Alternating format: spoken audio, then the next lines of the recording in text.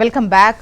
భూభారతి చట్టానికి సంబంధించి పోర్టల్కు సంబంధించి ఇప్పటికే 4 మండలాల్లో ఇంప్లిమెంట్ చేస్తూ అక్కడ ఉన్నటువంటి భూములకు సంబంధించి రిజిస్ట్రేషన్ కావచ్చు, ఉన్నటువంటి సమస్యల పరిష్కారం కావచ్చు, భూ లావాదేవీలు ఏ విధంగా ఉంటాయి, వాటికి సంబంధించినటువంటి వివరాలు రైతులకు అందజేయడం కావచ్చు, ప్రజలకు అందజేయడం కావచ్చు జరుగుతోంది. అయితే ఇప్పటి వరకు ఈ 4 మండలాల్లో ఏదైతే పైలట్ ప్రాజెక్టుగా తీసుకున్నారో అది సక్సెస్ అయింది. కాబట్టి మరో 28 మండలాలు, 28 జిల్లాల్లో ఉన్నటువంటి 28 మండలాల్లో ఈ సేవలు తీసుకురాబోతున్నాం. క్రమక్రమంగా రాష్ట్ర వ్యాప్తంగా కూడా ఆల్మోస్ట్ టార్గెట్ జూన్ 2 వరకు అంతా కూడా రాష్ట్రం మొత్తం కూడా భూభారతి చట్టం ద్వారా, భూభారతి ద్వారా ఈ సర్వీసెస్ అనేవి అందుబాటులోకి వస్తాయని చెప్పినటువంటి క్రమంలో నెమ్మదిగా ఇప్పటి వరకు 4 మండలాలు జరిగాయి. ఇకపై ఇవాల్టి నుంచి 28 మండలాల్లో ఈ ప్రాజెక్ట్ అనేది దాని సర్వీసెస్ అనేది స్టార్ట్ అవుతాయి. అయితే ముఖ్యంగా దీంతో ఇది సక్సెస్ అయింది కాబట్టి ఇప్పుడు 28 మండలాల్లో మళ్ళీ ప్రాక్టీస్ చేస్తున్నాము, మరో 28 మండలాలు తీసుకొని వర్క్ చేస్తున్నాము అని చెప్పేసి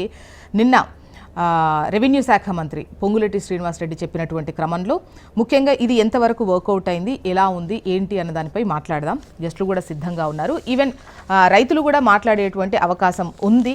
గతంలో మీకు ఎటువంటి సమస్యలు ఉన్నాయి, ఇది వచ్చిన తర్వాత ఎంతవేర రెక్టిఫై అయ్యాయి, ఏమైనా కన్ఫ్యూజన్స్ మీకున్నాయా అని మాట్లాడేటువంటి అవకాశం ఉంది. బట్ దీన్ని రాజకీయాలుగా చేసి పార్టీలకు సంబంధించే పలానా పార్టీ అలా అని తిట్టేందుకు మాత్రం ఈ కార్యక్రమం అస్సలు కాదు. అది మాత్రం మీరు గుర్తుపెట్టుకొని కాల్ చేయాలి. గెస్టులు రెడీగా ఉన్నారు, మాట్లాడదాం. డాక్టర్ దూదిమెట్ల బాలరాజు గారు, వీరు బీఆర్ఎస్ సీనియర్ నాయకులు. అమర్నాథ్ గారు, బీజేపీ అధికార ప్రతినిధి. ఇందిరా శోభన్ గారు, కాంగ్రెస్ సీనియర్ నాయకురాలు. నమస్తే అండి, వెల్కమ్ టు ద డిబేట్. నమస్కారం.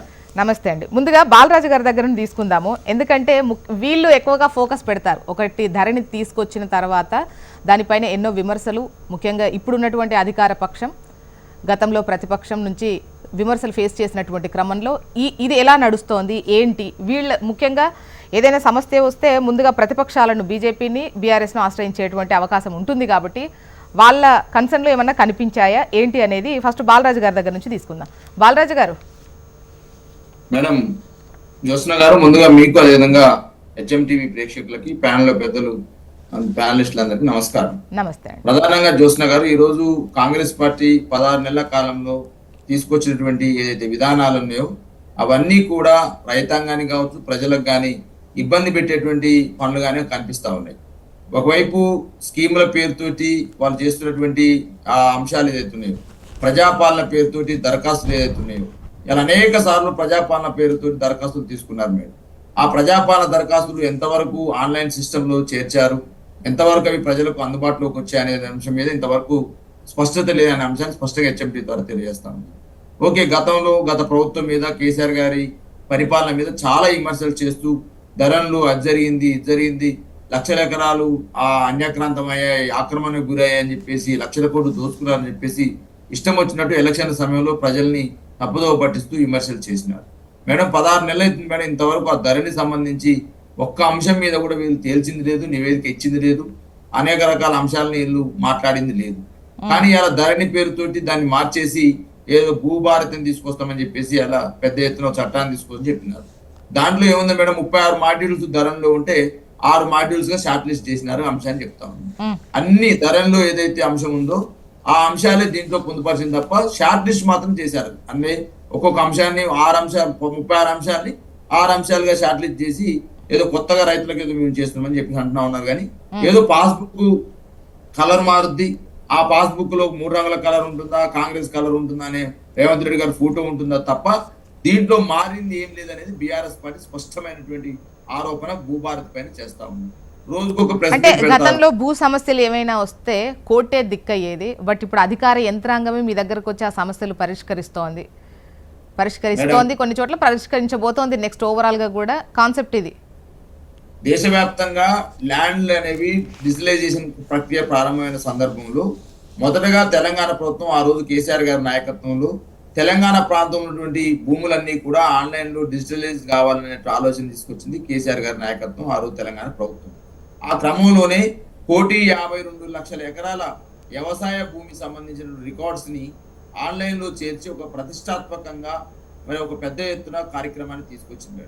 ఆ క్రమంలోనే ఏదైతే అసైన్డ్ భూములు కావచ్చు, అదేవిధంగా కొంత ఆ తగాదాలున్న భూములు కావచ్చు, అదేవిధంగా ఏ భూములు అంటే సాగుకు యోగ్యమైన భూములు ఏంటి, సాగుకు యోగ్యంగా భూములు ఏంటి, వ్యవసాయేతర భూములు ఏంటివి, అదేవిధంగా దేవాలయ భూములు ఏంటి, అన్ని రకాల అంశాలన్నీ కూడా పొందుపరిచింది తెలంగాణ ప్రభుత్వం.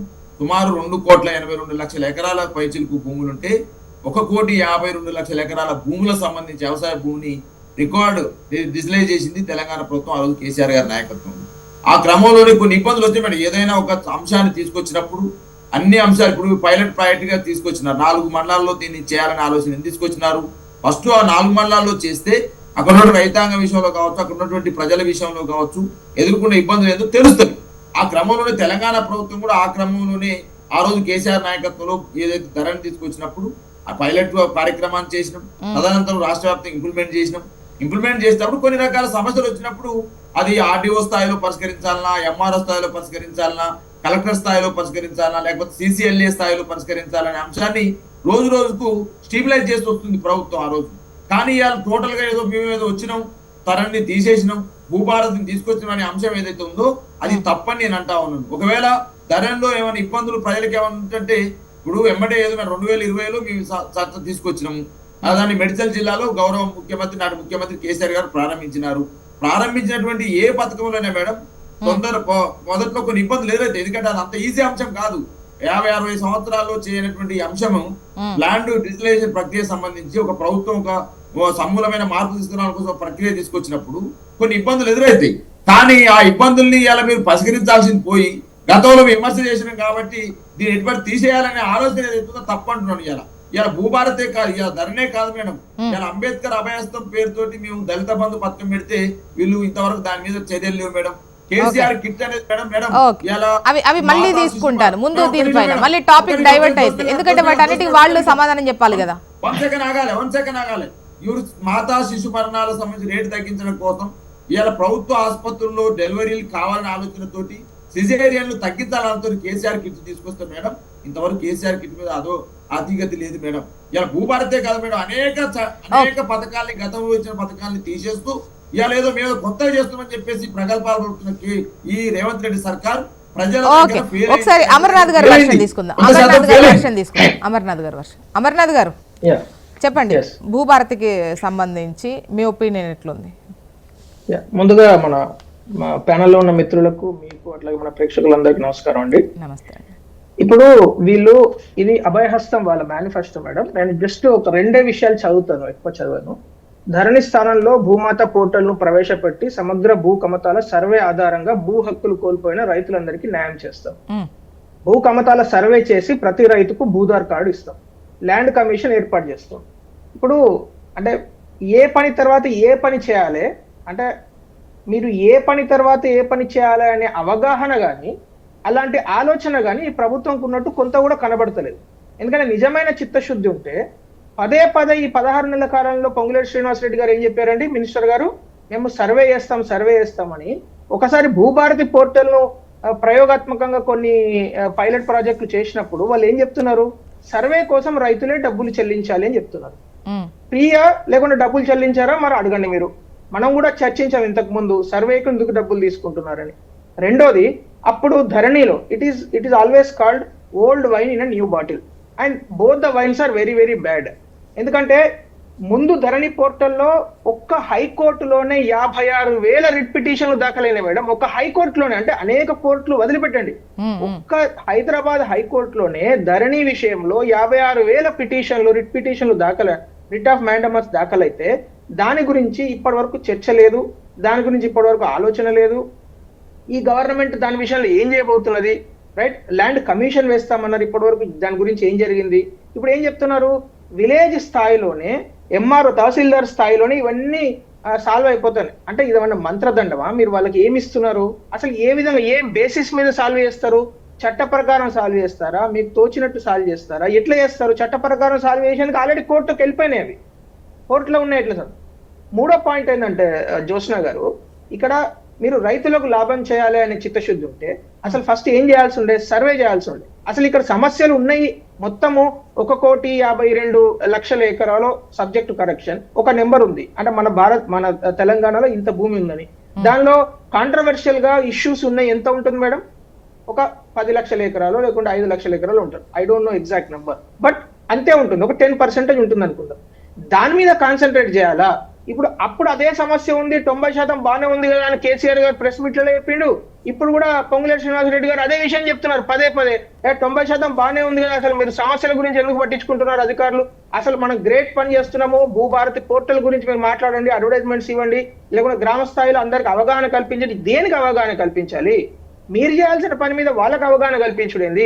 రైతులను మళ్ళీ ఎంఆర్ఓ ఆఫీసుల చుట్టూ తిప్పడము, సీజన్ లో వాళ్ళు రైతులు పంట కోసము ప్రయత్నం చేస్తారా, లేకుంటే అకాల వర్షాల వల్ల వాళ్ళు వడగండ్ల వర్షాలు తర్వాత అకాల వర్షాల వల్ల వాళ్ళు ఒక పద్ధతిలో ప్రాబ్లమ్స్ ఫేస్ చేస్తూ ఉంటే వాళ్ళందరినీ ఎంఆర్ఓ ఆఫీసుల చుట్టూ తిప్పడము, లేకుంటే వాళ్ళ దగ్గర లైన్లు కట్టియడము.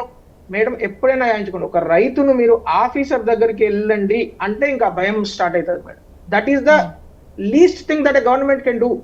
ఎందుకంటే అసలు వాళ్ళు భయపడేదే అధికారులకు. మీరు ఏ రైతులను అడగండి, ఇప్పుడు కావాలంటే మీరు కాల్స్ ఓపెన్ చేయండి, ప్రతి రైతు చెప్పేది అదే. అధికారులు అంటే వాళ్ళు భయపడతారు. అసలు అధికారుల దగ్గరికి పిలిపించడము, అధికారుల దగ్గరికి వెళ్ళండి అని చెప్పడము, తహసీల్దార్ ఆఫీస్కి వెళ్ళండి అని చెప్పడమే అతిపెద్ద తప్పు. ఏ గవర్నమెంట్ కూడా చేయొద్దు. ఎందుకంటే మేడం, ఇప్పుడు కేంద్ర ప్రభుత్వము గత కొంతకాలంగా అంటే గత 10 సంవత్సరాలుగా కేంద్ర ప్రభుత్వం ఏం చేస్తున్నది? ఏదైనా మీరు మీ యొక్క ఇంట్లో కూర్చొని ఆన్లైన్ లో సెల్ఫ్ డిక్లేర్డ్ రిజిస్ట్రేషన్ చేసుకోమని చెప్తాను. ఇప్పుడు కూడా మీరు చూడండి, ఫార్మర్ ఐడి, మీరు ఇందాక పేపర్ చదువుతూ ఒక న్యూస్ ను కవర్ చేశారు. ఏంది? ప్రతి రైతుకు సంబంధించి ఒక యూనిక్ ఐడెంటిటీ కార్డ్ ఇవ్వాలి, 11 డిజిట్స్ ఐడెంటిటీ కార్డ్ ఇవ్వాలి. ఈ రాష్ట్రంలో కాదు, మొత్తం దేశంలో ఉన్న దాదాపు 30 కోట్ల మంది రైతులు ఎవరైతే సోకాల్డ్, మనం ఇప్పటి వరకు మనకి ఎగ్జాక్ట్ నెంబర్ తెలియదు, ఇప్పుడు తెలియబోతున్నది. ఫార్మర్ ఐడి కార్డ్ అనే ప్రాజెక్ట్ దానికి ఎంత సింప్లిఫై చేశారు మేడం. ఎనీబడి, మీరైనా నేనైనా లేకుంటే ఎనీ రైతు వాళ్ళ బిడ్డలు వాళ్ళ కొడుకులు ఎవరైనా ఆన్లైన్ లో వెళ్ళి రిజిస్ట్రేషన్ చేసుకోవచ్చు. మీరు ఎప్పుడైతే సెల్ఫ్ డిక్లేర్డ్ మోడల్లో రైతులకు, ఎందుకంటే రైతులు నమ్మకుంటే ఇంకెవరిని నమ్ముతారు? మీరు మన ప్రజలను మనమే నమ్మకుంటే ఎవరిని నమ్ముతారు? మీరు సర్వే చేయించారు, అది కూడా రైతు డబ్బు కడతానంటే అసలు సర్వేలో లేరు మేడం. ఒక్కొక్క సర్వే అప్లికేషన్ పెడితే 6 నెలల వరకు కూడా సర్వే అయితే లేదు. మీరు ఏ రైతులను అడగండి, ఏ గ్రామీణ ప్రాంతాల్లో కొరత ఉంది అంటారు. కొరత ఉంది, సర్వే చేయిస్తామని చెప్పిన పెద్ద మనుషులు ఇప్పటివరకు సర్వేయర్లను ఇందిరా గారు రిక్రూట్ చేయలేదు. ఇందిరా గారు సమాధానం తీసుకుందాం. బట్ అంతకన్నా ముందు ఒక కాలర్ ఉన్నారు, అమర్నాథ్ గారు. మళ్ళీ మీ వర్షన్ తీసుకుంటా ప్లీజ్. తీసుకుంటాను. ఒకటే ప్రశ్న. ఇప్పుడు ఇందిరా శోభన్ గారు అమ్మ చాలా సంవత్సరాల నుంచి ఉద్యమాలలో ఉన్న నేత, రైతుల సమస్యలు ఆవిడకు తెలుసు. ఇప్పుడు వాళ్ళ గవర్నమెంట్ సర్వే ఎందుకు చేయట్లేదు? సర్వే చేసి ల్యాండ్ రికార్డ్స్ సరి చేస్తా అని చెప్పిన పెద్ద మనుషులు ఎలక్షన్స్ ముందు పదే మేనిఫెస్టోలో పెట్టిన పెద్ద మనుషులు అసలు దాన్ని పూర్తి స్థాయిలో విస్మరించి, పూర్తి స్థాయిలో మర్చిపోయి, అసలు దానికి సంబంధమే లేదు మాకు, ఇది మాది కానే కాదు అన్నట్టు మాట్లాడడం ఎంతవరకు న్యాయం? ఇది ఒకసారి వెంకటరెడ్డి గారు నల్లగొండ నుంచి ఉన్నారు. వెంకటరెడ్డి గారు, గుడ్ మార్నింగ్ అండి. నమస్తే. నమస్తే అండి. మేడం, బాగానే ఉంది కానీ భూభారతి అనేది బాగానే ఉంది కానీ కబ్జాకాలం అనేది చాలా తప్పు మేడం. భూభారతి బాగానే ఉంది అంటున్నారా? అర్థం కాల. ఇప్పుడు భూభారతి గురించి బాగానే ఉంది, కబ్జాకాలం అనేది ఎట్లా, ఏ ప్రకారం 4 ఏళ్ళు కబ్జా ఇచ్చినాం అనుకో రైతులు కబ్జా. ఇప్పుడు కబ్జా కాలం పేపర్ రాయట్లేదు, రైతులు ఎట్లా కబ్జా కాలంలో నమోదు చేస్తారు? అది రెండోది మేడం. ఇప్పుడు రైతుల సమస్యలు ఏంటి? ఎక్కడెక్కడో ఉంటారు. ఇప్పుడు బెంగళూరు లీజుకి ఇస్తారు, ఆ లీజులు ఇవ్వకుండా మీరు రైతులు వ్యవసాయం చేయకుండా అవుతుంది మేడం కబ్జా కాలం పెట్టడం వల్ల. ఐ థింక్ కబ్జా గురించి అడుగుతున్నారు. ఇందిరా గారు, ముందుగా కాలర్ అడిగిన దానికి సమాధానం చెప్పిన తర్వాత మిగతా ప్రతిపక్షాల వాళ్ళ క్వశ్చన్ కి సమాధానం చెబుతారు. అయితే ఇప్పుడు కబ్జా కాలంకు సంబంధించి ఎక్కడెక్కడో ఉంటారు, కౌలిస్తున్నామని చెప్పేసి ఎవరు రాసిస్తారు, వాళ్ళు ఎలా నమోదు చేసుకుంటారు, ఈవెన్ ఫ్యూచర్ లో ఒకవేళ రాసిచ్చినా కూడా వాళ్ళకి భయం ఉంటుంది కదా, ఈ రైతు బంధు, రైతు భరోసా అని చాలా ఈక్వేషన్స్ ఉన్నాయి. సో వీటన్నింటి నేపథ్యంలో అసలు కౌలే పుట్టనటువంటి పరిస్థితి కూడా ఉండేటువంటి అవకాశాలు ఉన్నాయి. గతంలో కూడా వీటి గురించి మాట్లాడిన సందర్భం ఉంది. కబ్జా కాలం గురించి రైతులు డౌట్స్ వ్యక్తం చేస్తున్నారు. ప్యానెల్లో ఉన్నటువంటి సోదరులకు అలాగే కాలర్స్ కాల్ చేశారు. ఎందుకంటే ఇది ధరణి అనేది చాలా ప్రజల యొక్క భూమి ఉన్న ప్రతి బిడ్డ యొక్క ఆత్మగౌరవం యొక్క పోరాటంగా చెప్పాల్సిన అవసరం. సో అందరికీ కూడా గుడ్ మార్నింగ్ అండి. సో ఇవాళ ఇందాక కాలర్ అడిగినటువంటి ప్రశ్నకి ఏంటంటే, తను కబ్జాకి గురైనట్టు ఈ రాష్ట్రంలో ఎక్కడ పడితే అక్కడ చాలా దగ్గరలో కబ్జాకి గురైనారు. పట్టా ఒకరికి ఉంటది, ఇంకొకరు కబ్జాలో ఉంటున్నారు. సో ఇట్లా కొన్ని సమస్యలు అన్ని ఉన్నాయి కాబట్టి క్షేత్రస్థాయిలో అలాంటివి ఎలా చేస్తారు అని తను ఇచ్చినటువంటి దానికి తప్పకుండా అలాంటి వాటికి పరిష్కారం కోసమే ఒక కంప్లీట్ ఒక దాన్ని ఏమంటారు ప్రక్షాళన దిశగా మళ్ళీ ఇలాంటి వివాదాలు తలెత్తనూదడం కోసమే ఇప్పుడు వచ్చినటువంటిది భూభారతి. ఎందుకు ఈ మాట అంటుందంటే దీనిని మనం జస్ట్ 4 మండలాల్లో పైలట్ ప్రాజెక్ట్ స్టార్ట్ చేస్తున్నాము. సో అగైన్ ఈ రోజు నుంచి ఆ 4 మండలాలు అయిపోయింది. ఈ రోజు నుంచి మీ జిల్లాకు ఒక మండలం తీసుకొని చేస్తూ అసలు అంటే అప్పుడు ఏమవుతుందంటే జిల్లాకు ఒక మండలం 28 మండలాల్లో ఇప్పుడు ఏమవుతుందంటే ఎక్కడెక్కడ ఎలాంటి సమస్యలు ఉన్నాయి అంటే మన భూభారతిలో ఇచ్చినటువంటి కాలమ్స్ లో ఇంకేమైనా మన మార్పులు చేర్పులు చేయొచ్చా వీటి సంబంధించి అప్పుడు పూర్తిగా ఫుల్ ఫ్లెడ్జ్డ్ గా ప్రజాక్షేత్రంలో వెళ్ళడానికి ఒక పైలట్ ప్రాజెక్ట్ స్టార్ట్ చేశారు. సో ఇప్పుడు దీంట్లో ఉన్నటువంటి అంశాల పట్ల ఈ రాష్ట్రంలో ఉన్నటువంటి వివాదాలు దాదాపుగా 18 లక్షల పైగా భూ సమస్యల పరిష్కారానికి ఇది వేదిక కాబోతుంది. రెండోది సాదా బైనామాలకి సంబంధించి అంటే ఒకప్పుడు సాదా బైనామా అనేది చాలా మన వెనకటి కళాల్లో ఏముందంటే ఎవరైనా దగ్గరికి వెళ్తే ఒక పేపర్ మీద ఇంత స్లిప్ రాసిద్దరు, ఈ భూమి పలానా ఆయనకి ఇస్తున్నాడు, దానికి ఎలాంటి లెక్క పత్రం ఉండేది కాదు. సో ఆ తర్వాత కాలగమనం ఎప్పుడైతే మన ఇది ఏమంటారు ఎన్టీ రామారావు గారు వచ్చిన తర్వాత తాను చేసినటువంటి ప్రక్షాళనలో అలాంటివన్నీ వెనక్కి వెళ్ళిపోయినాయి. అవి అన్నీ ఏమైనాయి మళ్ళీ తిరిగి భూమి కోసం భుక్తి కోసం పోరాటాలు జరిగిన తర్వాత ఆనాడు నక్సలైట్ల వాళ్ళు ఎవరైతే వీళ్ళ పైన ఉన్నారు అదే తాడిత పీడిత చేసి ఎస్సీ ఎస్టీ బీసీలు భూములు దుమ్ముకుంటుంటే దున్నుకోనియకుండా దొరలు చేసిన పెత్తనానికి వ్యతిరేకంగా జరిగినటువంటి పోరాటాల్లో తర్వాత నక్సలైట్లు చేసిన దానికి చాలా మంది వచ్చి హైదరాబాద్ లో పడ్డారు. హైదరాబాద్ అన్న తర్వాత వాళ్ళు ఏం చేశారు అక్కడ భూమి వాళ్ళు ఎవరైతే దున్నుకుంటారో వాళ్ళ పైన జరిగి ఉన్నాయి. ఆ తర్వాత ఆటోమేటిక్ ఏమైంది కేసీఆర్ గారు వచ్చిన తర్వాత అసలు ధరణి రావడానికి కారణం అది సమాజం గమనించాల్సిన విషయం. ధరణి రావడానికి కారణం ఏంటంటే వీళ్ళ యొక్క పెత్తందారుల యొక్క భూములు ఎవరెవరైతే ఉన్నాయో ఆ భూములు దొరల యొక్క భూములు తిరిగి మనకి ఎన్నికలు స్వాధీనం చేసుకోవడం కోసం వచ్చిందే ధరణి. దాని రూపకంగా 1000 ఎకరాలు ఇవాళ మళ్ళా వాళ్ళ పేర్ల పైన ట్రాన్స్ఫర్ జరిగినాయి. సో వాళ్ళు దొరకకపోతే వాళ్ళ బినామీల పేరు మీద జరిగినాయి. సో అదంతా చిట్టా కోసమే ఇప్పుడు ఈ భూభారతి ప్రక్షాళన అన్నది జరుగుతున్నది. సో మనం ఎందుకనంటే ఒక పని మొదలు పెట్టి అయితే ఇందిరా గారు ఇవన్నీ తెలియాలంటే సర్వే అనేది చాలా ఇంపార్టెంట్. సర్వేయర్లు లేరు, ముందు మీరు సర్వే చేసి ఆ తర్వాత అంటే ఇప్పుడు గతంలో ఉన్నటువంటి లెక్కనే మళ్ళీ ఇక్కడ రీఎంట్రీ అవుతూ ఉంటే అంటే ధరణిలో ఉన్నటువంటి లెక్కనే ఇక్కడ పొందుపరిస్తే అది ఎలా న్యాయం జరిగినట్టు? ఇప్పుడు మీరు వినాలి. సర్వే ఎప్పుడు జరుగుతుంది అని అంటే రైతు వచ్చి కంప్లైంట్ పెట్టుకున్నప్పుడు తన యొక్క ఎక్కడైనా కమతానికి సంబంధించి గెట్టుకు సంబంధించి ఫలానా సర్వే నెంబర్ ఎక్కువ ఉంటే ఇది తక్కువగా ఉంది అనుకున్నప్పుడు వాళ్ళు కంప్లైంట్ చేసుకున్నప్పుడు అది ఆ సర్వే వెళ్ళి సర్వే చేస్తారు. సోదరు ఇందాక చెప్పినట్టుగా సర్వేల కొరత ఉంది, తప్పకుండా రిక్రూట్మెంట్ కూడా ప్రభుత్వం ప్రయత్నాలు చేస్తుంది. అయితే మేనిఫెస్టోలో మీరు ఏం పెట్టారో ఒక్కసారి యాడ్ చేసుకోండి. కంప్లైంట్ గురించి ప్రతి మీరు చెప్పినప్పుడు నేను విన్నా, మీరు చెప్పిన మేనిఫెస్టో విన్నా. ఆ మేనిఫెస్టో పెంచకన్నా ముందు పొద్దున్న లేస్తాయి ప్రజల మధ్య సమస్యలతోనే ఇలాంటి సమస్యల పైన పనిచేసిన వాళ్ళం కాబట్టి తెలియజేస్తున్నా. నేను ఏంటి అని అంటే భూమి సర్వే అన్నది మొదలు పెట్టినప్పుడు అది చాలా పెద్ద ఇష్యూగా మారుతుంది. అది ఎప్పుడు మారుతుంది అంటే సర్వే చేస్తున్నప్పుడు ప్రతి ఆ రైతు ప్రతి వ్యక్తి తన యొక్క ఆ పరిధిలో ఆ గ్రామంలో వాళ్ళు ఉండాలి. ఉన్నప్పుడు వాళ్ళ సమక్షంలోనే అది సర్వే అనేది జరగాలి. అప్పుడే ఎలాంటి సమస్య లేకుండా సాఫీగా మూవ్ అవుతుంది. సో కాబట్టి ఆ తేనెతెట్ట ఇప్పుడే కదిలించడం కరెక్ట్ కాదు. ఎందుకంటే ఫస్ట్ టెక్నికల్ గా మనకి చేయాల్సినటువంటి డిజైన్ అంతా కూడా అది చేసిన తర్వాత అప్పుడు దాని జోలికి వెళ్ళినప్పుడు ఇందిరా గారు కంటిన్యూ చేస్తా, మీ వాయిస్ తోనే కంటిన్యూ చేస్తా. ఒక కాలర్ ని తీసుకున్న తర్వాత బాచుపల్లి నుంచి వెంకటేశ్వరరావు గారు కాల్ చేస్తున్నారు. గుడ్ మార్నింగ్ అండి వెంకటేశ్వరరావు గారు. నమస్తే మేడం. నమస్తే అండి, మాట్లాడండి. మేడం గారు ఇది యాక్చువల్ గా ఇవన్నీ వేస్ట్ అండి. ఇంతకుముందు కేసీఆర్ కూడా చెప్పిండు సర్వే చేపిస్తాం మేము ప్రైవేట్ వాళ్ళని పెట్టి అది చెప్పిండు. వీళ్ళు వచ్చినాక కూడా సర్వే చేపిస్తాం మేము ప్రతి ల్యాండ్ సర్వే చేపిస్తాం అన్నారు.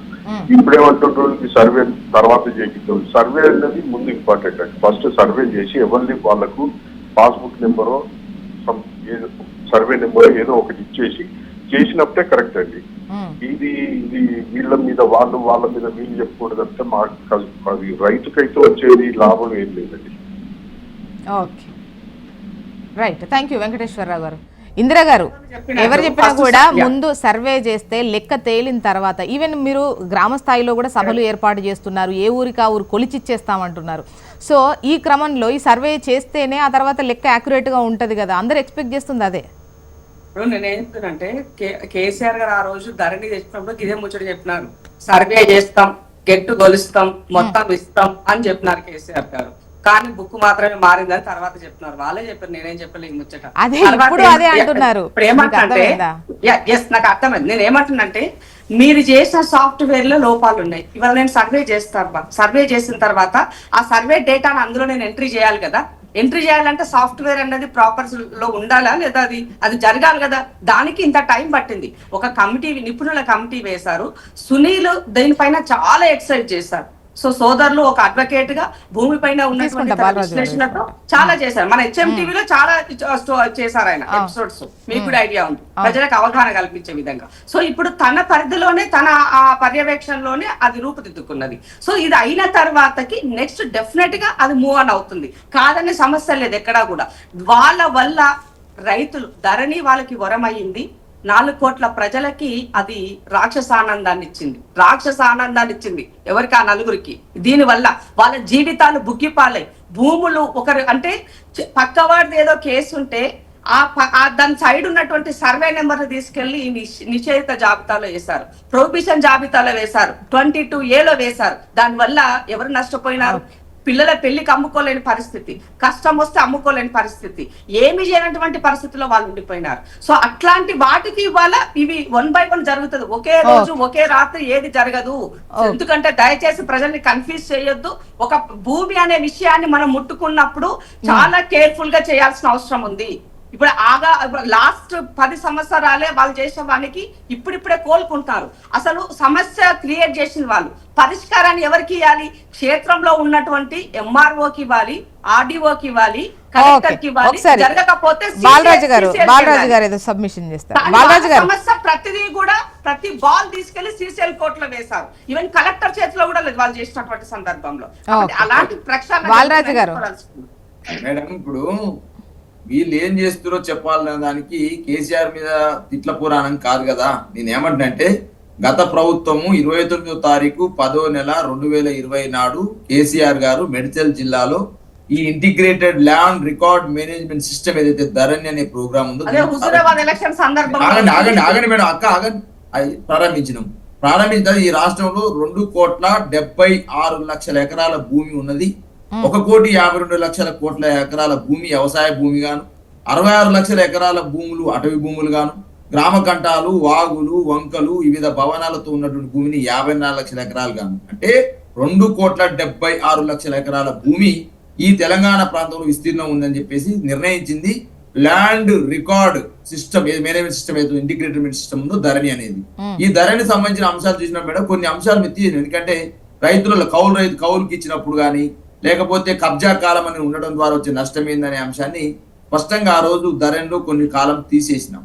ఈ రోజు ఇప్పుడైతే రైతు వెంకరెడ్డి గారు నల్గొండ నుంచి ఫోన్ చేస్తూ మేడం ఓకే ఇలా అదే విధంగా ఇప్పుడు బాచిపల్లి నుంచి చేసినటువంటి వెంకటేశ్వరరావు గారు చెప్పిన 2 అంశాలు ఏదంటే ఒకటే చెప్పినారు. ఒకటి కబ్జా కాలం ఉండడం వల్ల రైతులు ఆందోళనకు గురవుతున్నారు మేడం, కౌలుకి ఇద్దామంటే భయపడుతున్నారు అనే అంశాన్ని స్పష్టంగా వారు చెప్పినారు వెంకరెడ్డి గారు నల్గొండ నుంచి. రెండోది వెంకటేశ్వరరావు గారు బాచిపల్లి నుంచి ఫోన్ చేయడం వారే చెప్పినారు మేడం ఏం లేదు మేడం, పాత బుక్ పోయి కొత్త బుక్ వస్తుంది తప్ప దీంట్లో కొత్తగా వచ్చింది ఏమి లేదని చెప్పేసి వారే చెప్తున్న సందర్భాన్ని కాలర్స్ ఇద్దరు మాట్లాడినారు. ఇలా భారత రాష్ట్రపతిగా మేము చెప్పేది ఏంటంటే 1,52,00,000 ఎకరాల భూమిని వ్యవసాయ భూమిని డిస్రైజ్ చేసినప్పుడు కొన్ని సమస్యలు వస్తాయన్నమాట వాస్తవం. ఇవాళ 2020 అంటే ఇది 5 ఏళ్ళు మేడం, 5 ఏళ్లలో గవర్నమెంట్ వచ్చి 16 ఏళ్ళు అయింది కాంగ్రెస్ గవర్నమెంట్ వచ్చి, 3 ఏళ్ళే ఆ సిస్టమ్ కొనసాగింది. ఆ 3 ఏళ్లలో సర్వే చేసినాము, సర్వేలో అద్దులు నిర్ణయించినాము. అదే క్రమంలో ఈ సర్వే చేసే కంటే ముందు సాదా పైనాలు కూడా చేసినాం మేడం. సాదా పైనాలని ఇంతకుముందు అక్క చెప్పినట్టు కయ విక్రయాలు ఏదైతే ఉన్నాయో, ఏదైతే విక్రయాలు జరిగినప్పుడు కయ విక్రయాలకు సంబంధించి అమ్మకాలు కొనుగోలు సంబంధించి జరిగినప్పుడు వాటి సంబంధించిన పేపర్ మీదనే గతంలో భూ సమస్యలు ఏ ఉన్నా కోర్టు పరిధికి వెళ్ళడం అనేది కూడా చాలా ఇబ్బంది పడ్డారు. ఆగండి, ఈ కయ విక్రయాలు ఏదైతుందో సాదా పరిణామాలను పరిష్కరించాలని 2017లో సాదా పరిణామాలు ఉన్న వాళ్ళందరూ కూడా రిజిస్ట్రేషన్ చేసుకోవాలని చెప్పేసి మేము అప్పుడు నోటిఫికేషన్ ఇచ్చిన సందర్భాన్ని గుర్తు చేస్తా ఉన్నామండి. దాని ద్వారా ఏమైతుంది, పేపర్ మీద కయ విక్రయాలు జరిగిన రైతులందరూ కూడా వాళ్ళు పట్టా చేసుకున్న సందర్భం 2020 కంటే ముందని. కాబట్టి నేనేమంటే ఒకవేళ ఏదైతే CCLలోకి పోవడము కలెక్టర్ కు అధికారం ఇవ్వడము, ఇవన్నీ అంశాలు గతంలో ధరణిలో ఉన్నాయి. ఎందుకంటే కింది స్థాయిలో ఏదైతే ఎంఆర్ఓలు కింది స్థాయిలో ఇచ్చేస్తే ఏమైతే మళ్ళా అవినీతి ఇదంతా కథ మొదలు పెడుతుంది ఆలోచనతోటి కలెక్టర్కే దాన్ని కోడ్ ఇచ్చేసి సిసిఎల్ఏలో దాన్ని పెట్టాం మేడం. ఒకవేళ దాంట్లో ఏదైనా ఇబ్బంది ఉంటే మార్చాలి కానీ పుస్తకాన్ని మార్చి రంగును మార్చి ఫోటోను మార్చే ప్రయత్నం ఏదైతే ఉందో ఈ దౌర్భాగ్యమైన ఇందిరా గారు అండ్ అమర్నాథ్ గారు మీ వాయిస్ తీసుకుంటా ఒక చిన్న బ్రేక్ తర్వాత ఒక చిన్న బ్రేక్ తర్వాత కంటిన్యూ చేద్దామండి మన డిబేట్. అమర్నాథ్ గారు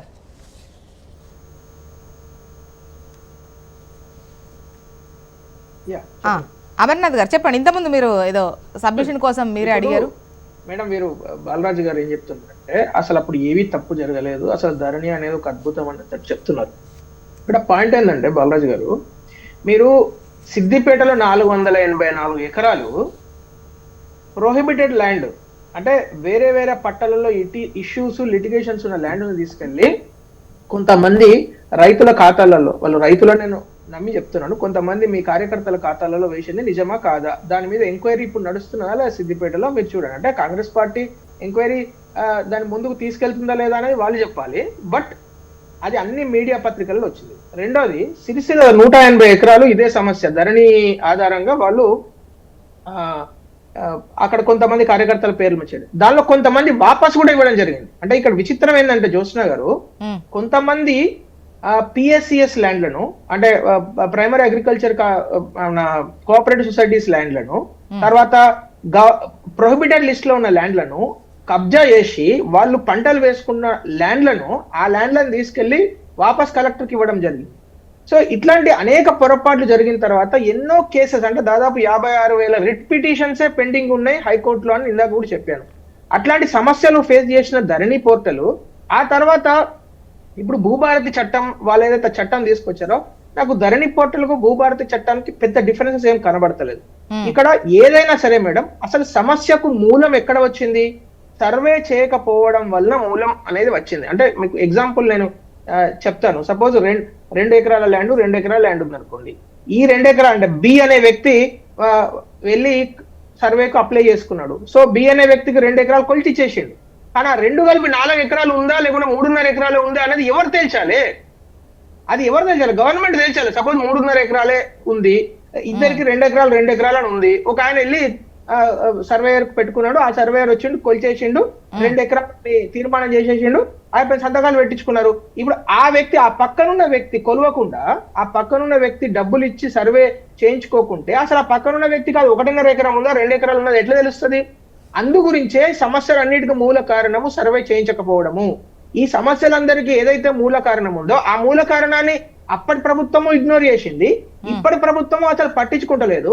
నేను ఒక ప్రశ్న ఏంటంటే మేడం, కాంగ్రెస్ పార్టీ గవర్నమెంట్ కు ఏమాత్రం చిత్తశుద్ధి ఉన్నా రైతుల మీద, రైతుల యొక్క ఎవ్రీ ల్యాండ్ అది 3 గుంటలైనా 3 ఎకరాలైనా 30 ఎకరాలైనా దయచేసి దాన్ని ఐడెంటిఫై చేయించండి, సర్వే చేయించండి, ప్రాపర్ గా రికార్డ్ చేయించండి. వన్స్ ఫర్ ఆల్ సొల్యూషన్ అయిపోతుంది. మీకు ప్రజలు అవకాశం ఇచ్చినందుకు మీరు మంచి చేయండి, అంతేగాని అప్పుడు అది గ్రీన్ కలర్ లో ఉన్న బుక్ తీసుకొచ్చి నేను బ్లూ కలర్ లోకి మార్చి అదేదో గొప్ప ప్రయత్నం చేసినట్టు, లేకుంటే అప్పుడు బుక్ లో ఒక కాలం లేదు 8 కాలంలో ఉన్నాయి ఇప్పుడు 9 కాలం, ఇదంతా this is not going to serve any purpose madam. ఎందుకంటే సమస్య అదే ఉంటది. మీరు సమస్యను రికార్డ్ చేసే పద్ధతి లేకుంటే రికార్డ్ చేసే సాఫ్ట్వేర్ మారుస్తున్నది తప్పితే సమస్య యొక్క మూలాన్ని మార్చకుండా, సమస్య యొక్క మూలాన్ని అడ్రస్ చేయకుండా మీరు ఎంతకాలం ఈ గుడుగుడు గుంజం గుళ్ళో రాగా ఆడతారు? ఎందుకు ఆడుతున్నారు ఇట్లా? ఎందుకు బీటింగ్ అరౌండ్ బుష్ చేస్తున్నారు? ఇది కాంగ్రెస్ పార్టీ ఆన్సర్ చేయాలి. వాళ్ళు మేనిఫెస్టో ఏం చెప్పారు?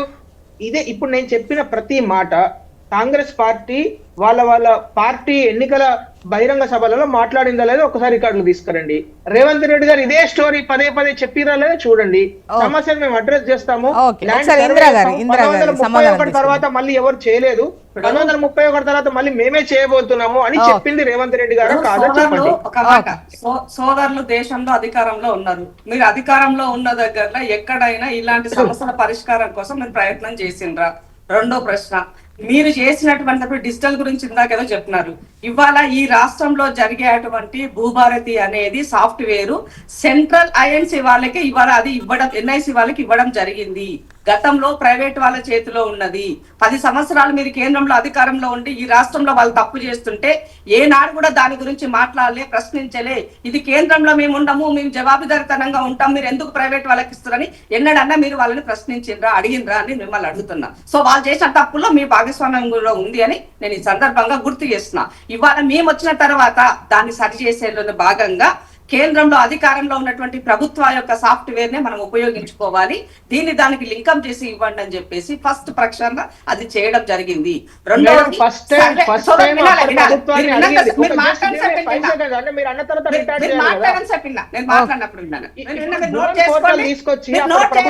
మీరు నోట్ చేసుకొని మీ టైంలో మీరు మాట్లాడండి. మీ ఇద్దరికి అదే చేశాను నేను, ఎక్కడ కూడా నేను కాంట్రవర్సీ చేయలే. సో అయితే ఇవాళ ఈ సమస్యలకి పరిష్కారంగా జరుగుతున్నటువంటి దాంట్లో ఈ ప్యానెల్ లో ఉన్నటువంటి నా ఇద్దరు సోదరులు ఎవరైనా ఆ సెంటర్ కి ఇక్కడ ఇప్పుడు పైలట్ జరిగిన 4 మండలాల్లో ఎవరైనా విజిట్ చేశారా, వెళ్ళిండ్రా? మీ క్షేత్రంలో ఇవాళ వచ్చేటువంటి సమస్యల పట్ల ఇవాళ మీ పార్టీల చుట్టూ గానీ మీ చుట్టూ గానీ ఈ భూభారతిలో ఈ సమస్య ఉన్నది మాకు కాలేదని ఎవరైనా మీ దగ్గరకు వచ్చినారా? అవి కూడా మీకు చెప్పాల్సిన అవసరం ఉంది. ఎందుకనంటే మనం ఈ ప్యానెల్లో కూర్చున్నామంటే చాలా బాధ్యతాయుతమైనటువంటి స్థానంలో ఉండి మాట్లాడుతున్నాం అన్నది నాకు తెలిసినటువంటి విషయం. అయితే వేగ్గా ఏ ఆరోపణలు చేయరాదు. వ్యవస్థలో మార్పులు అన్నది మొదలైనవి. ఆ మార్పు అనేది ఇవాళ దానిని గ్రాడ్యువల్ గా మెల్లమెల్లగా తీసుకెళ్తాం తప్ప ఒకేసారి రాత్రికి రాత్రి ఏమంటారు కేసీఆర్ చెప్పినట్టుగా ఏమంటారు దాన్ని పట్టుకొని ఇట్లా అయిపోయిందని చెప్పే ఇందిరా గారు అప్పుడు కొన్ని సమస్యలు ఉన్నాయి. ఇప్పుడు అప్పుడు ఉన్న సమస్యలపైనే మీరు పెద్ద ఎత్తున మాట్లాడారు. పెద్ద ఎత్తున అవన్నీ కూడా ప్రస్తుతం కోర్టు పరిధిలోకి వెళ్ళిపోయిన తర్వాత ఇప్పుడు పరిస్థితి చెప్తాను. కోర్టు పరిధిలోకి ఎందుకు వెళ్ళినాయి? వాళ్ళకి సమస్య పరిష్కారం కాలేదు, అన్ని సీసీఎల్ తీసుకెళ్ళేశారు కాబట్టి సీసీఎల్లో కూడా మళ్ళీ కేసీఆర్ గారు చెప్తేనే ఆ సమస్యకు పరిష్కారం దొరికినాయి ఆ సందర్భంలో. కాబట్టి వాళ్ళు కోర్టుకు వెళ్ళారు. ఇవాళ మేము వచ్చినాక అది ప్రక్షాళన చేస్తున్నాం. ఆ సమస్యకి వాళ్ళకి సొల్యూషన్ వచ్చిన తర్వాత, ఎందుకంటే ఇప్పుడు ప్రజాపాలనలో కానీ వివిధ వేదికల్లో కానీ వాళ్ళు కంప్లైంట్ పెట్టుకున్నారు. పరిష్కార దిశ కోసం అవి తీసుకొని మనం రెక్టిఫై చేస్తూ ఉన్నప్పుడు ఇక్కడ క్షేత్రస్థాయిలో సమస్య పరిష్కారం దొరికినప్పుడు కోర్టు కూడా ఆ కేసును కొట్టేస్తుంది కదా, వాళ్ళకి ఉపశమనం లభిస్తుంది కదా అక్కడ. ఒకటి. రెండవది, అసలు వ్యవస్థలో ఏమంటారు, ఎవరైనా ఇంట్లో ఎలుక దూరితే మనము ఎలుకని చంపుతామా లేకుంటే గుడిసెలాగలు పెట్టుకుంటామా? వాళ్ళు గతంలో అది చేసిరు. ఇవాళ విఆర్ఏ వ్యవస్థను విఆర్ఓ వ్యవస్థను పూర్తిగా రద్దు చేసి ఆగం పట్టించింది ఎవరు? ఇవాళ వాళ్ళు కదా క్షేత్రంలో పనిచేసింది. వాళ్ళని మీకు పడేస్తారు మీరు. అసలు కనెక్టివిటీ లేకుండా చేశారు. సో కనెక్టివిటీ చేస్తుంటే ఇప్పుడు ఆ అధికారులు ఒక గ్రామ పంచాయతీలో ఆ నీడ్ ఉంది, అవసరం ఉంది, ఆ రిక్రూట్మెంట్ కోసం ప్రభుత్వం ప్రాసెస్ చేస్తుంది. తప్పకుండా వీళ్ళ ద్వారా ఎంఆర్ఓ నుంచి ఆర్డీఓ నుంచి కలెక్టర్ కి. సో ఫస్ట్ క్షేత్ర స్థాయిలోనే సమస్యకి పరిష్కారం దొరకాలని ఈ ప్రభుత్వం నిర్ణయించింది. వాళ్ళకి పూర్తి అధికారాలు ఇచ్చింది. ఆ యాప్ లో కూడా వాళ్ళకి ఏదైనా సొల్యూషన్ సమస్యకి పరిష్కారం చేసే సందర్భంలో అది చేసేటప్పుడు ఆ సైట్ లో అది అందరికీ అంటే ఈ ఎంఆర్ఓ ఆఫీస్ లో చుట్టూ తిరగడం అంటేనే ప్రజలు భూములకు సంబంధించిన సమస్యలకు సంబంధించి అసలు కరెక్ట్ గా జరుగుతుందా, వాళ్ళు డబ్బు ఆశించకుండా వీళ్ళు ఇవ్వకుండా అసలు ఎక్కడన్నా పని జరుగుతుందా, ఏ రిజిస్ట్రేషన్ జరుగుతుందా? మా పొంగులేటి శ్రీరన్న ఇప్పటి వరకు ప్రతి వేదికలో అన్ని మండలాల వేదికలకు ఆయన వెళ్తున్నారు. ప్రతి దగ్గరలో ఓపెన్ అయి చెప్తున్నారు ప్రజలకి. ఏ అధికారైనా ఎవరైనా మిమ్మల్ని ₹1 అడిగినట్లయితే మా దృష్టికి తీసుకురండి, తప్పకుండా వాళ్ళ పైన పనిష్మెంట్ ఉంటది. రూపాయి ఖర్చు పెట్టుకోకుండా ధరణి సమస్యని మేము పరిష్కరించే బాధ్యత నేను తీసుకుంటాను మంత్రి గారు. కాబట్టి పూర్తి భరోసా ముఖ్యమంత్రి గారైనా మంత్రి గారైనా ఈ ప్రభుత్వము ప్రజలను, ఎందుకంటే వాస్తవం చెప్పాలంటే ప్రజాపాలనకు ప్రజలు రావడానికి కారణం కూడా ధరణి మేజర్ ఇష్యూ అన్నది గుర్తుపెట్టుకోవాల్సిన అవసరం. మేడం జ్యోత్స్న గారు చెప్పడానికి చాలా వినసొంపుకుంటాయి మేడం మాటలు. ఇలా భూభారతి చట్టం సంబంధించి అమలు కోసం పోతే కరెంట్ పోయింది వరంగల్లా, ఓన్లీ పొంగిరెడ్డి శ్రీనివాసరెడ్డి గారి సమక్షంలోనే. అదే భూభారతి సమీక్షలోనే మళ్ళా ఉత్తమ్ కుమార్ రెడ్డి గారు సివిల్ సప్లై మినిస్టర్ వరంగల్ పోతే పక్కన కడియం సిఆర్ గారు ఉన్నారు, పక్కన రామచంద్ర నాయక్ గారు ఉన్నారు. వారు విప్పువారు ఏమన్నారు, అన్నా రైతు బంధు పడతలేదు, సంబంధించి ఇబ్బంది పడుతుందని చెప్పేసి రైతులు ఓట్లు కొంటలేదని వాళ్ళే అంటుండ్రు. నేను ఏమంటున్నా ఇప్పుడు ఏదైతే భూభారతి ఇంతకుముందు అక్క చెప్పింది, ఇండ్లలో ఎలక దూరం పడితే ఇల్లు తల పెట్టుకుంటామా అన్నారు. ఇప్పుడు ఒకవేళ ధరలో ఏమైనా ఇబ్బందులు ఉంటే మీరు 5-6 లక్షల అప్లికేషన్స్ ఇబ్బందులు వచ్చినప్పుడు ఆ 5-6 లక్షల అప్లికేషన్స్ ఎందుకు వచ్చినవి, దానివల్ల ఇబ్బందులు ఎందుకు, దాన్ని తొలగించామని చెప్తే ఇప్పుడు ఇల్లు తలగబెట్టే ప్రయత్నం చేసింది కదా కాంగ్రెస్ పార్టీ. ఇది తప్పండి. నేను కేసీఆర్ కిట్ లోపాలు ఉంటే కేసీఆర్ కిట్ సవరించాలి, కానీ కేసీఆర్ కిట్ తీసేయద్దు కదా. దళిత బంధువులను ఇబ్బందులు వచ్చాయి అనుకోండి, దళిత బంధువులు మొత్తం తీసేయద్దు కదా. ఇక నేనేమంటే మీరు ఏదైతే మీరు ఇల్లు తగలబెట్టే ప్రయత్నం అయితే కాంగ్రెస్ పార్టీ చేస్తుందో దాన్ని భారత రాష్ట్ర సమితి వ్యతిరేకిస్తుంది. ఒకవేళ మీరు కేసీఆర్ కిట్ లో లోపాలున్నా, దళిత బంధు అమల్లో ఏమైనా లోపాలున్నా, ధరల్లో ఏమైనా లోపాలున్నా దాన్ని సవరించే ప్రయత్నం కాంగ్రెస్ పార్టీ చేయాలి. ఇల్లు తగలబెట్టే ప్రయత్నం తల్లి ఇంతవరకు నేను సుమారు చెప్పి అడుగుతాను, నేను భారత రాష్ట్రానికి అడుగుతా ఉన్నాము.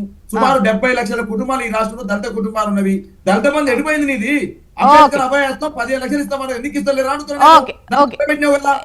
ఇందిరా గారు మళ్ళీ తీసుకుంటాను బలైన వర్గాల బీసీ తీసేసినవు, తీసేస్తావు నువ్వు. నీ పని ఒకటే, కాంగ్రెస్ పార్టీ ప్రగతి భవన్ కు రంగులు వేసి మేము వేసినామని చెప్పడము, అంబేద్కర్ తెలంగాణ విగ్రహాన్ని పెట్టి రాజీవ్ గాంధీ విగ్రహాన్ని పెట్టడము, అదే విధంగా భూభారతి ప్లేస్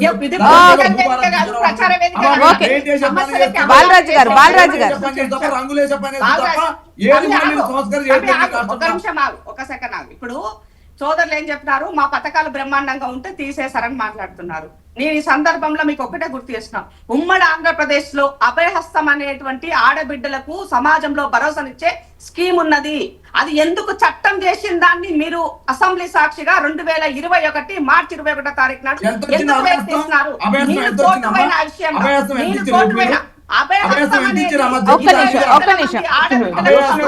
బాలరాజు గారు ఒక్క నిమిషం. ఇందిరా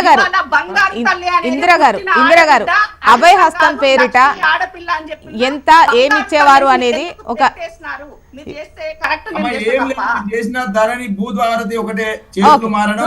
అమర్నాథ్ గారు మాట్లాడారు. మళ్ళీ మనకు సమయం అయిపోతుంది, ప్లీజ్ ఒక్క నిమిషం. ఇబ్బందులు చూసుకోమని చెప్తే మీరు కింద ఎంఆర్ఓలకు ఈఆర్ఓలకు అప్పచెప్పి ఇలా దందా మొదలు పెట్టే ప్రయత్నం చేస్తుంది తప్ప మీరు ఇంకేం లేదు. అమర్నాథ్ గారు మాట్లాడతారు. ఇందిరా గారు అండ్ బాలరాజు గారు మిగతా పథకాల గురించి మళ్ళీ మనం తర్వాత మాట్లాడుకుందాం. ప్లీజ్ బాలరాజు గారు మళ్ళీ మీ వాయిస్ తీసుకుంటాం ప్లీజ్. ఏం చెప్పలేకపోతే ఓకే బాలరాజు గారు ఒక్క నిమిషం. బాలరాజు గారు అంత అన్యాయం తప్ప చేసినావు. బాలరాజు గారు ప్లీజ్.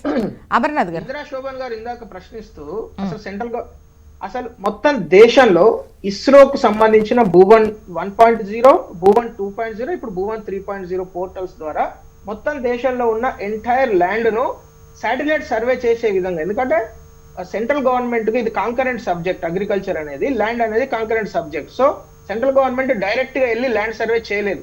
సో శాటిలైట్ సర్వే ద్వారా మొత్తం మీరు కావాలంటే ఇప్పుడు భువన్ 2.0 అని కొట్టండి ఇంటర్నెట్ లో, యూ విల్ గెట్ ఇట్.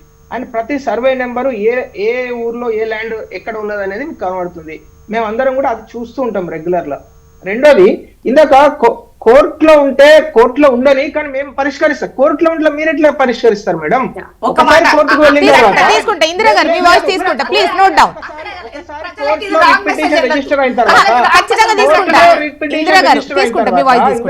గారు అధికారులు ఎట్లా సాల్వ్ చేస్తారంటే దాన్ని ఒకసారి కోర్టులో ఉన్న తర్వాత కోర్టు తేల్చేంత వరకు, ఒకవేళ కోర్టు డైరెక్షన్ ఇస్తే అధికారులకు బాబు మీరు తేల్చండి అని కలెక్టర్కో లేకుంటే ఆర్డీఓకో లేకుంటే ఎంఆర్ఓకో ఇస్తే అప్పుడు అసలు కోర్టులో ఉన్న 56,000 కానీ లేకుంటే దాదాపు మేడం నేను మీరు ఎనీ కాలర్ నుంచి కాల్ తీసుకోండి, ఎనీ కాలర్ మొత్తం రాష్ట్రంలో ధరణిలో 36 రకాల మాడ్యూల్స్ లో వాళ్ళ అప్లికేషన్స్ తీసుకున్నారు కదా. ఒక్కొక్క మండలంలో 3-4 వేల అప్లికేషన్స్ ఉంటే 99% రిజెక్ట్ కొట్టడమే వాళ్ళ ధ్యేయం మేడం. మీరు కావాలంటే అడగండి, సమస్యలు ఫేస్ చేసిన వాళ్ళని ఎవరైనా అడగండి. అసలు దాని మీద ఇప్పటివరకు పొంగులేటి శ్రీనివాసరెడ్డి గారు మాట్లాడతలేరు. మీరు అప్లై చేసుకోండి అని చెప్తున్నారు, మీరు లేకుంటే మేము సర్వే చేయిస్తాం, మీరు అప్లై చేసుకోండి డబ్బులు కట్టండి అని చెప్తున్నారు తప్పితే అసలు ఏ విధంగా దీన్ని సాల్వ్ చట్టంలో కూడా క్లారిటీ లేదు మేడం. ఇక్కడ నేను అనేది ఏంటంటే అంటే మీరు ఎనీ బాధితుల్ని పట్టుకోండి. ఇప్పుడు మామూలుగా ఎవరిని పడితే వాళ్ళని అడిగితే దానికి సమస్య పరిష్కారం కాదు. ఎవరైతే బాధితులు ఉన్నారో, ఎవరైతే కోర్టులకు వెళ్ళిరో వాళ్ళని 2-3 మీరు అడగండి.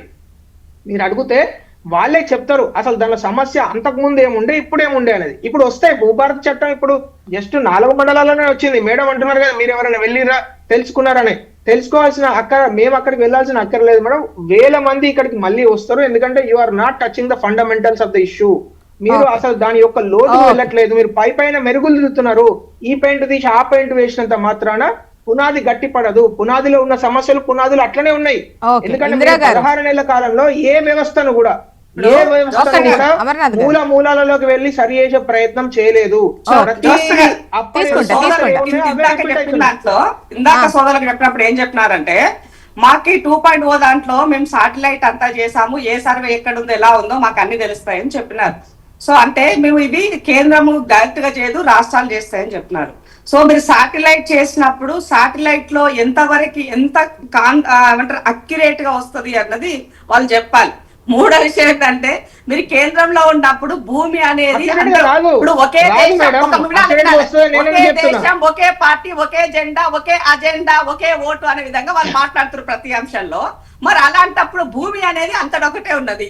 అన్ని రాష్ట్రాల్లో కలిస్తేనే దేశం అయింది. మరి దేశంలో అధికారంలో కూర్చున్న పెద్ద మనిషి ఎందుకు రాష్ట్రాలకి ఇస్తలేరు?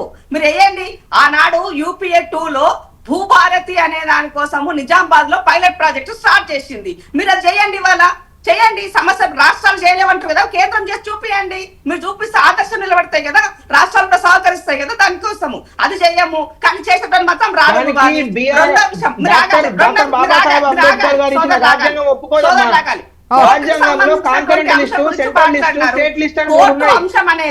కోర్టు అంశం అనేది నాకు సమస్య ఉందని కోర్టుకు పోయినా ఎందుకు అప్పుడు ఎవరు వేరే వాళ్ళకి బాసు నిలిచే వాళ్ళు లేరు, చేసే వాళ్ళు కూడా ఎవరు లేరు. కాబట్టి కోర్టు ద్వారా న్యాయం జరుగుతుందేమో డైరెక్షన్ ఇస్తా అనుకున్నారు.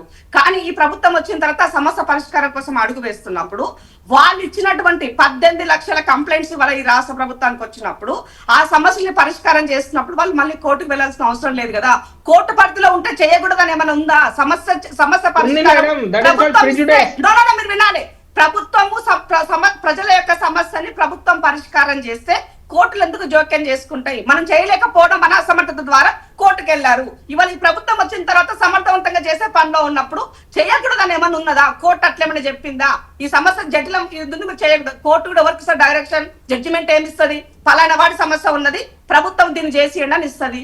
అంతకన్నా ముందే వాళ్ళు మన దగ్గర అప్రోచ్ అయినప్పుడు అప్లికేషన్ నా దగ్గర ఉన్నప్పుడు సమస్య పరిష్కారం చేసిస్తే అంటే మీరు చేయకూడదని కోరుకుంటున్నారా? మీ దగ్గరికి ఇప్పటి వరకు ఎవరైనా రైతులు వచ్చినా మిమ్మల్ని అందుకే అడిగినాను మిమ్మల్ని.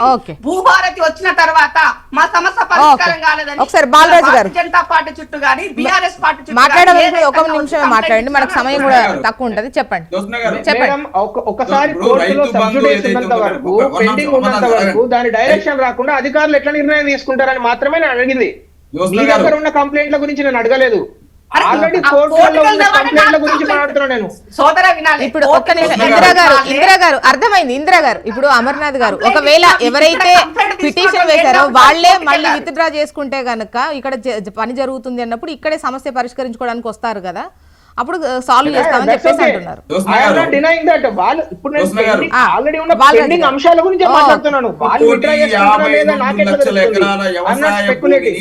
మేడం 1,52,00,000 ఎకరాల వ్యవసాయ భూమిని ఆన్లైన్ లో డిజిటలైజ్ చేసింది కేసీఆర్ గారి నాయకత్వంలో ఆ రోజున్న ధరణి.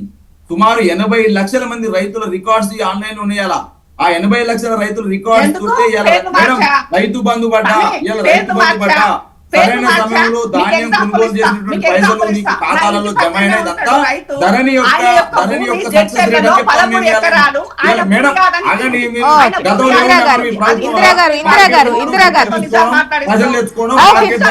చూద్దామండి. ఇప్పుడు బాలరాజు గారు అండ్ ఇందిరా గారు, అమర్నాథ్ గారు చూద్దాము. ఇవాల్టి నుంచి 28 మండలాల్లో మళ్ళీ అంటే ప్రాజెక్ట్ చూస్తున్నారు. ఆ తర్వాత June 2 నుంచి రాష్ట్ర వ్యాప్తంగా వస్తుంది. ఈ లోపల ఎటువంటి సమస్యలు ఉంటాయి ఏంటి అనేది క్లియర్గా తెలుస్తుంది. ఏమైనా సమస్యలు ఉంటే రెక్టిఫై చేస్తాము అని చెప్తున్నారు. బెటర్గా ధరణి కన్నా ఇది బాగుంటుంది అని చెప్పేసి అంటున్నారు, ఆశాభావం వ్యక్తం చేస్తున్నారు. సో ఇంకా ఇది పైలట్ ప్రాజెక్ట్ కిందే ఉంది, పూర్తి స్థాయిలో అందుబాటులోకి రాలేదు. కాబట్టి ఇప్పుడే దీని గురించి అంటే అంత తెలిసేటువంటి అవకాశం ఉండదు. మేబీ మున్ముందు మీరు అన్నట్టు సమస్యలు కనుక పెద్ద అవుతే ఖచ్చితంగా ప్రతిపక్షాల దగ్గరికి వెళ్ళి అడుగుతారు వాళ్ళు, ఇది మాకున్నటువంటి సమస్య మా తరఫున మాట్లాడండి అని వాళ్ళని అడుగుతారు. చూద్దాం. And thank you so much అండి డిస్కషన్లో పాల్గొన్నందుకు ఇందిరా గారు, అమర్నాథ్ గారు, బాలరాజు గారు. థ్యాంక్ యూ అండి. ఇది వాళ్ళ న్యూస్ అనాలిసిస్. చూస్తూనే ఉండండి HM TV. వార్త ఆగదు, నిజం తాగదు.